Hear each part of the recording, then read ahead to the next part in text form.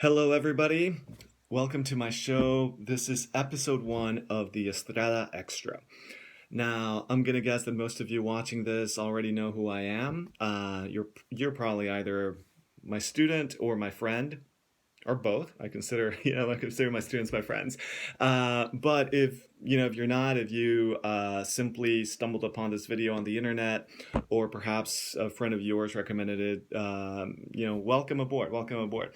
I'm Professor Tomas Estrada. And I hope you enjoy the show. So what's the show all about? Well, basically, the way I look at it, all of us, in terms of our day-to-day lives, we're on a journey of growth, of self-discovery, that looks different for everybody, and it's we've been hit by a challenge. We've been hit by an interruption. So right now, as I'm recording this, we're in the midst of the global pandemic, the coronavirus crisis. So this show is all about giving you practical, actionable tips, things that you can do so as to help you continue along that journey of becoming your best self, of becoming your most confident, your happiest self, global pandemic or not. So it's all about helping you unlock that potential, again, with practical advice to unlock that potential regardless of the circumstances. So that's my intent. And really the genesis for all of this was that last semester I taught a course, a seminar where we got into all these different topics of career development, professional development, and personal development. Things about handling stress, about becoming just more confident, more at ease with yourself, and it was a huge success. The feedback that I got from my students was extremely positive, and so for a while I had been thinking of perhaps putting some of those tips and practical advice up on YouTube anyway. And now with this global crisis, I think it's especially important. So hopefully, my hope is that, however it is that you found me, you get something out of these videos. So every single video, I'm going to tackle a specific topic and give you a number of hints. And maybe not all of them apply to you. Maybe not all of them are going to feel like, okay, that really works for me. That's totally okay. My hope is that if for like any single video, even if like one tip helps one person along their journey and it helps them become, again, either more confident or just help them deal with a situation that they're struggling with, or whatever, hey, mission accomplished. Then selfishly, I have to say, like for me, I in the midst of the whole pandemic thing, I really miss teaching. I miss being around my students, and so selfishly, this is an effort of connection, and again, hopefully. Hopefully there is good personal connection that comes out of this. Now, just a couple of things. So my videos are going to be perhaps visually a little boring. It's just going to be me talking. So if you want to treat this more as a podcast and just have it on in the background as you do some chores, as you for example fold some laundry and listen to some advice, that's great. If on the other hand, you want not just a friendly voice, but look at a friendly face. Hopefully, you see. I think I have a friendly face. But if you benefit from looking at a friendly face, then you can look at me while I talk.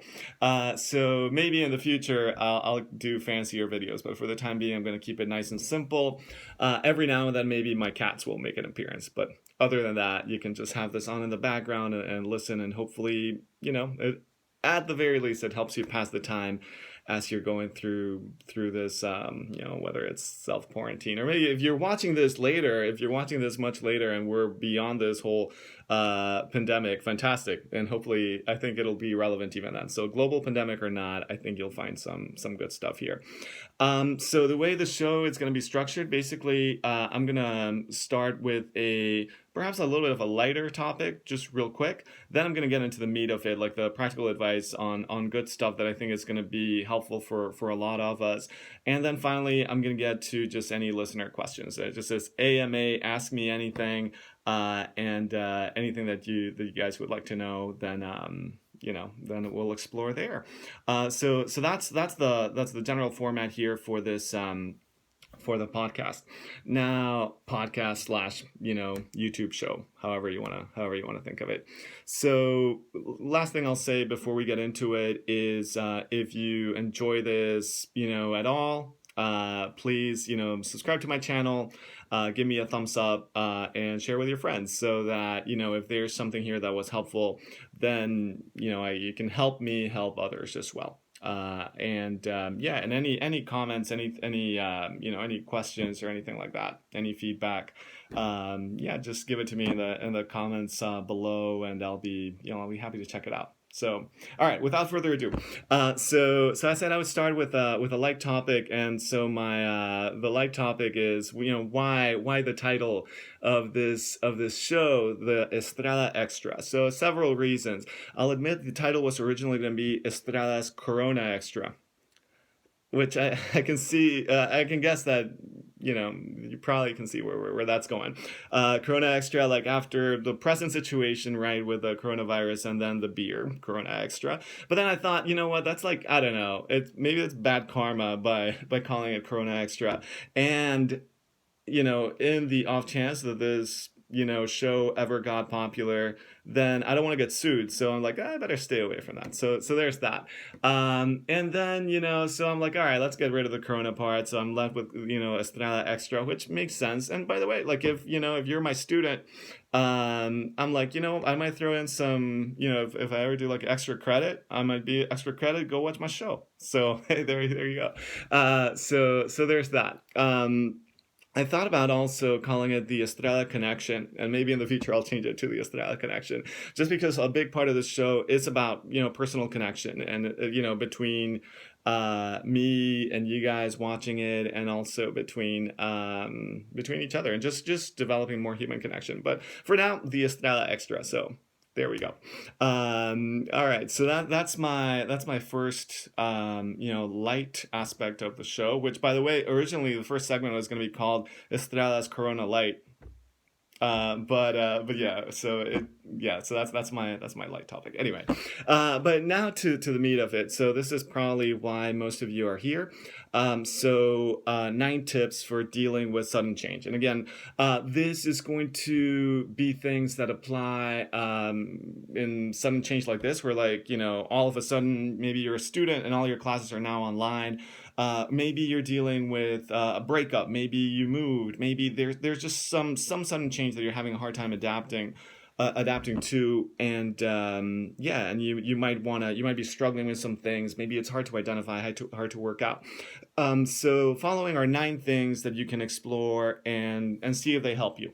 Now, as with all of my videos, these things are things that I've either experienced personally, that I've read, that I've learned through talking to other people. So a whole lot of different sources, but I've worked very hard on personal development, professional development, and just self-development. And I want to share these insights with you guys, but I'm not arrogant enough to think that if it worked for me, it's going to work for everyone. So nor am I arrogant enough to think that this is all that there is out there. So this list of 9 tips is just 9 things that may help you. But it's not a comprehensive list, so there might be other things that that you find more beneficial that I don't go into here. In which case, absolutely, anything that helps you, fantastic. But then on the other hand, like if of the 9 things, maybe there's only like 1 or 2 that either apply to you or that you actually find helpful. Hey, that's fine. Again, anything that you do find helpful for yourself, that's what's meant for you. And anything that doesn't apply, you can just let that go. No big deal. So that's how it's structured. All right. So without further ado, number 1. So tip number 1, dealing with these sudden scary changes. So tip number 1 is to write down any sources of grief or anxiety or fear. So usually with sudden change, there is all sorts of things that are going on in the back of our mind of what does this mean? We might be playing out the worst case scenario. There's things that have come up that we're not even very aware of I know I feel very uncomfortable about this. I know I feel scared, but I don't really know why. So oftentimes it's tempting to try to pretend it's not happening, or to just pretend, oh, it's life as usual. And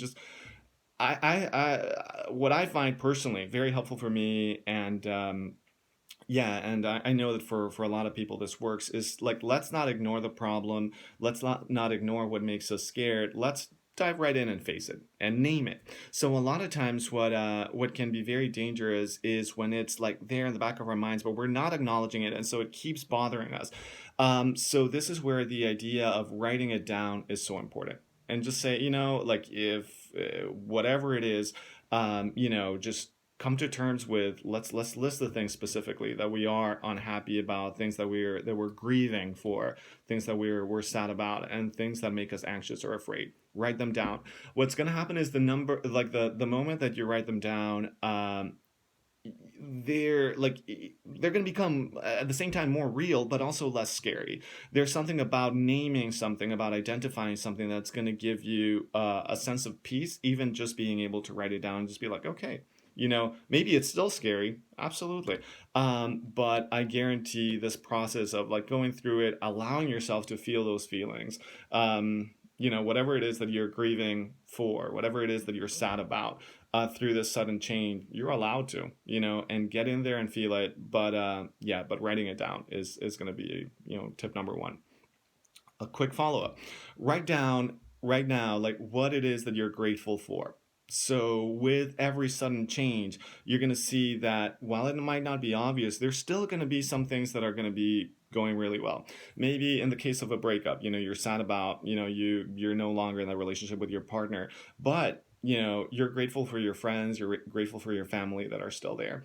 Maybe there's some other change, but you might be thankful simply for your home. You might be thankful for your pets. You might be thankful for just the stability of the financial stability that you have. And maybe you're struggling with that, but you might be thankful for other things, simply, whether it's physical, whatever it might be. There also, let's write it down. And I encourage you to come up with a separate list of just things that you're grateful for. Maybe even the sudden change brings about new opportunities. So with those new opportunities, also write those down. You might not need to jump on those opportunities yet, but even knowing that they're there, because it's going to be very helpful. So oftentimes, when there's sudden change, it's very easy to focus on all that's scary, all that's negative, and think that everything in our lives is bad. But knowing that there are still, quite a few things that you're grateful for, can be that lifeline. It can be that thing that really propels you to be able to continue moving forward. So super helpful. It also makes it nice and concrete, and like, when you're down, you can look at that list of things that you're grateful for. And yeah, this is, yeah, definitely a tip that's helped me a lot personally, and I encourage you to check out. All right. Number three. So with those things that you were either scared about or giving you most anxiety or whatever, what I would like you to do next, and maybe you can do this for like one specific issue, so it doesn't get to be, too much. But oh, and my cat is meowing over there, so I might pick him up so you guys can say hello. Oh, except he ran away.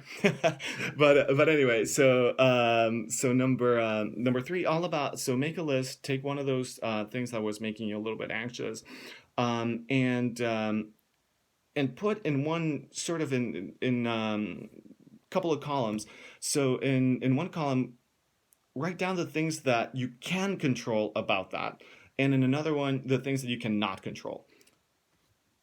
That discernment is going to be huge, because a lot of times you might be worried about, you might be wasting all this energy on things that are absolutely 100% out of your control. And we don't want that. That can be some of the most draining things. One of the most draining things that we can do is, yeah, just waste our personal energy on things that are, it might, you can't control the weather, right? You can't control global economic conditions, right? So have that in one category, but there's always things that you can do. There's things that you can control. And so having that clear distinction between, this is something that I can do, this is something that, it might suck, but it's out of my control, and I just need to make peace with that. That's super important.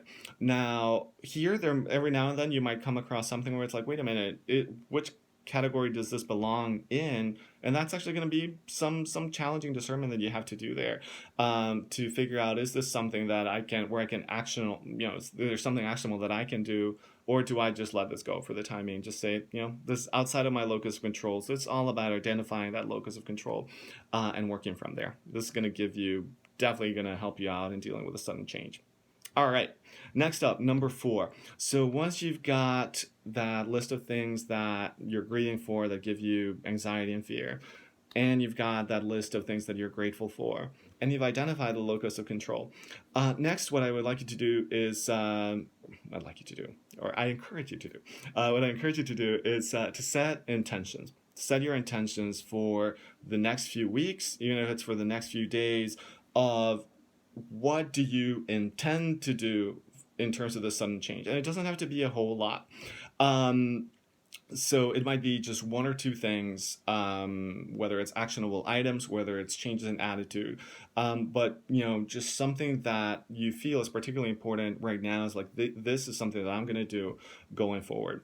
Now, one thing I would encourage you to do, and this is very powerful anytime that you do intention setting, is that contrary to what might be the more, I guess, like instinctive thing, don't write this like in the future tense or in the conditional tense. So don't say, I want to or I will do this. Instead, write it in first person present tense. So if, for example, perhaps your intention is about eating healthier. You're gonna take advantage of this change to eat healthy. Don't say, well, I will eat healthy. Say, I eat healthy. I eat in a healthy way. I am mindful of my choices. So however you state it, make sure that it's first person present tense, and every time that you like, as you write it down, don't think of it as like, this is something I'm shooting for. Think of it as something that is already true now. Even if it's not quite true, what you want to do is go about it as if it were already true. And this is going to make the intention feel not like something that you hope to attain in the distant future, but something that it's kind of already true now, and it's almost just by itself, by inertia, it's gonna become the reality. So this is how I encourage you to go about this intention setting. You can send, again, write down 2 or 3 things in, I am or I plus an action verb in present tense, relative to how you intend to live the coming weeks. All right, so that's number 4. Number 5. So sudden change brings about, it really like upends our life in many different ways.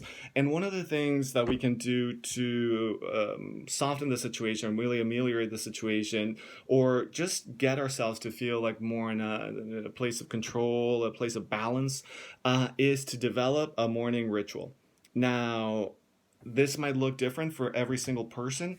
But if you've got just a few things, whether it's just like, well, every morning I'm going to get my morning coffee, every morning I'm going to do a quick morning stretch, perhaps a little bit of yoga, whatever it is, I'm just going to spend, I'm going to pet my cat, pet my dog, whatever it is. If it's just a routine, a morning ritual that you go through, that's going to be really powerful, because what I would discourage you from doing is, don't get like on the phone and start reading the news immediately, or don't get on your computer and start go into email immediately. Not yet. There'll be plenty of time to engage with the world. There'll be plenty of time to engage with the world's challenges. But first thing you do in the morning, treat yourself. This is personal space. This is just you. You haven't engaged with the world just yet. So in that space, go through your morning ritual. Now, one specific thing that I'll recommend for this morning ritual is go back to point number 2, where we listed those things that we're grateful for. And as part of your morning ritual, read that list. Because chances are, if you were grateful for that yesterday, you're going to be grateful for that today. So if you're grateful for your family and your friends and your home, and you're grateful for your health or whatever it might be, you want to start your day reminding yourself of the things that you're grateful for. I guarantee if you do this, if you incorporate this into your regular day, your regular ritual, it's going to be really, really empowering. And you're starting the day on the right foot. You're going to start the day with a sense of like, okay, you know what? There might be challenges ahead, and that's fine. But I already have some things that I'm grateful for today. So I encourage you to do that every single day, and just it just becomes habit. There's going to be a time where this ritual, it's just what you do. You're not going to, just as, for most of us, I hope, you don't leave the house without brushing your teeth. Hopefully. Similarly, you're not going to leave the house. You're not going to enter into engaging with the world without going through this ritual. And this is going to give you, amidst all the chaos, amidst all the changes, it's going to give you a sense of balance, a sense of calm, and a sense of personal control. So that's a big one. Number 6, closely tied to that, is to develop an evening ritual. So, and this is sort of like a wind down before you go to bed, ritual. Here again, I would recommend, things like a yoga, or meditation, a quick stretch, something to help you wind down.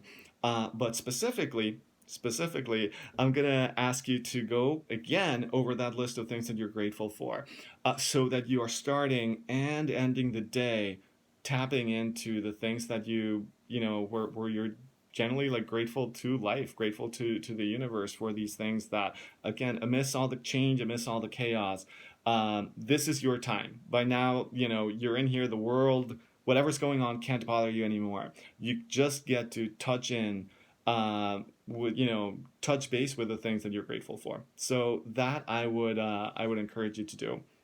Bonus point: if that list of things that you're grateful for that you started with in point 2, if every single day you add, and you can add it to an actual list, or you can add it just mentally, but add one thing that happened today that you're grateful for. So again, beyond I'm thankful for my family and friends and all that, just look back on your day, and if you can think of just one thing where you're like, oh, you know what, like, I'm really thankful for the really nice meal that I had. It was maybe you have to go back all the way to breakfast, and it was, so you had a nice breakfast, and that's something that you're grateful for. Or maybe, just a nice, phone conversation you had with someone, or maybe you enjoyed, you watched a particular episode of a show that you enjoy, and that gave you a sense of calm, it gave you laughter, and so on. So just one thing that happened today that you're grateful for. By the way, I'm sorry. I will. Here's something about. I'm doing this all in one take, so this will happen from time to time. But in point 5, when I was talking about my morning ritual, here's another bonus point. So, in addition to the gratefulness, I encourage you at that point in the morning to go over your intentions. So, like those intentions that you had set previously, just go over them. Really like read them, get in touch with them, and feel them. And then also, here's a bonus point. Bonus point: add one thing. Add one thing that you're excited for that day. And again, you can do this mentally, or you can write it down. So just anything at all that you're excited for later in the day. And if you're really feeling blah, if you're really feeling, there's nothing that I'm like excited for, just list one thing that you are not dreading. One thing that'll, that's, it might just be like, there's all these things that are scary or whatever. One thing, at worst, write down the one that scares you the least. Write the thing that you're dreading the least, and even that is going to be a positive exercise.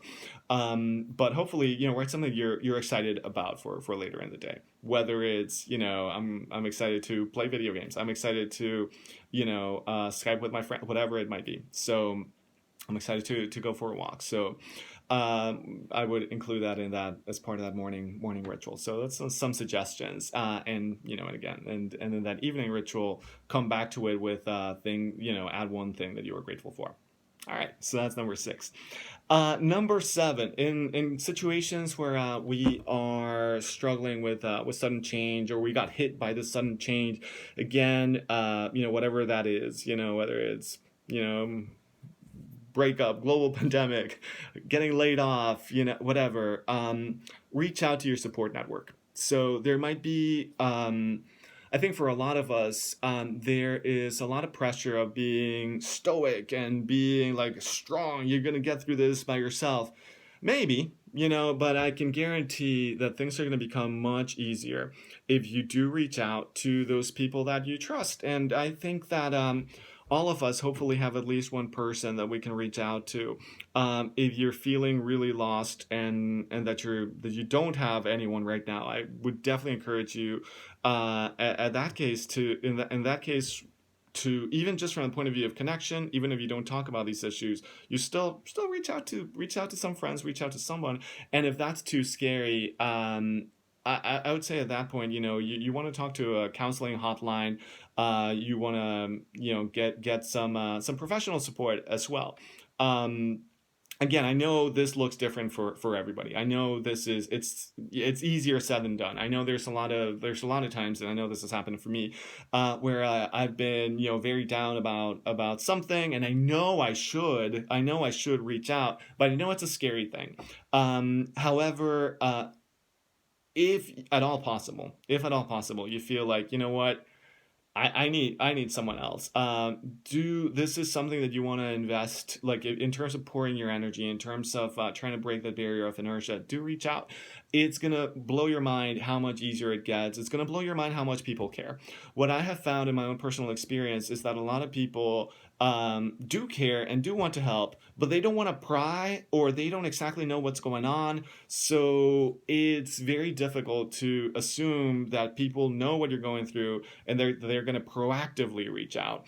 Um, if you got such people in your life, fantastic. Consider yourself very blessed. Consider yourself very, very lucky and very fortunate. But I know not everybody does. But what I have found is that, for the most part, if you do reach out, most people are going to be very happy to help you. At least, most of your friends, and even like people that are neutral and don't know you that well, if they know that there's another human being in need, there's going to be a lot of people that are going to try to help you. It also I guess on the because a lot of times you're scared of bothering the other person, you're scared of rejection. It also shows you, if at that point you're reaching out to someone and they do reject you, well, okay, even then there's a lesson learned of maybe that is not the person that that I want to reach out to. And I know it's a scary thing too, on top of sudden change, deal with such issues, but I do, again, depending on where you're at, to the extent that you can.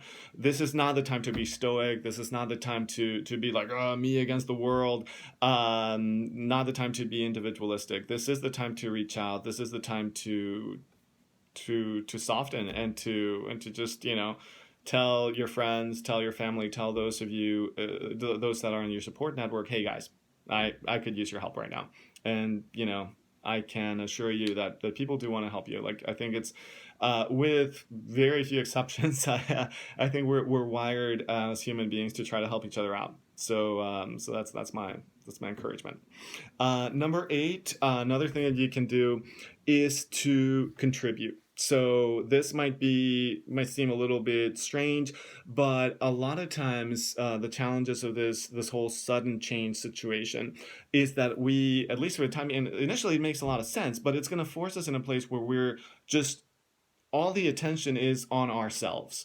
All the attention is like, oh no, there's this global pandemic happening. How does this affect me? And I know not that it's a someone say, oh, that's selfish. You're allowed to grieve. You're allowed to be scared. You're allowed to wonder, like, how does this affect? Absolutely. But one of the ways that is most powerful to get out of this funk, when you feel that, man, like, I was doing great in my classes and now they're going online, and what, like, had this job lined up and now they froze the hiring, what do I do? But is to switch from that, oh, it's all about me, to what can I do to help others. So I will say, maybe you're not at that point yet where you feel that you're in a position where you can help others. But if there's anything that you can do, whether it's just giving a little bit of your time, maybe there's someone else out there that is suffering more, that is more vulnerable. Whether it's volunteering, whether it's helping out someone who's elderly, vulnerable, someone who's emotionally vulnerable. Sometimes it's just being there for your friends. just contributing, doing what you can to contribute is going to be super important. Sometimes it might be starting a YouTube show, so that you can contribute, your own insights to students or whoever is listening. So I encourage you to do that, to ask yourself, okay, what can I do, to help others? And it has two benefits, because one, you're actually helping other people, and two, you're helping yourself. Fact is, by focusing on what you can do to help others, it's going to benefit you as well. You're going to feel much better about it. And number 9, final tip, is to give yourself time. So a lot of times change is given to us in this sudden, abrupt, and scary way. And there's, we kind of put ourselves in this position where we think that we must fix everything now. We must have our life in perfect order right now. We must deal with all our, whether it's the logistical or emotional ramifications right now. And sure, there might be some logistical things that are more timely, that you do need to act upon more directly.